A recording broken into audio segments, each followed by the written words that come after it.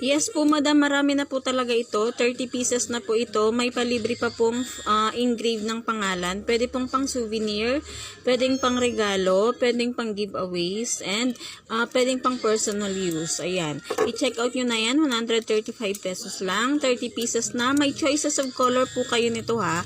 May choices of color kayo nito sa yellow basket. Ayan. Click nyo lang yung yellow basket.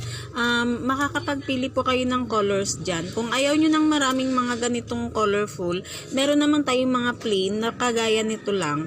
And then, ayan, libre po yung pagpapalagay ng pangalan dito ha. Libre po yung pagpapa-engrave ng pangalan dyan.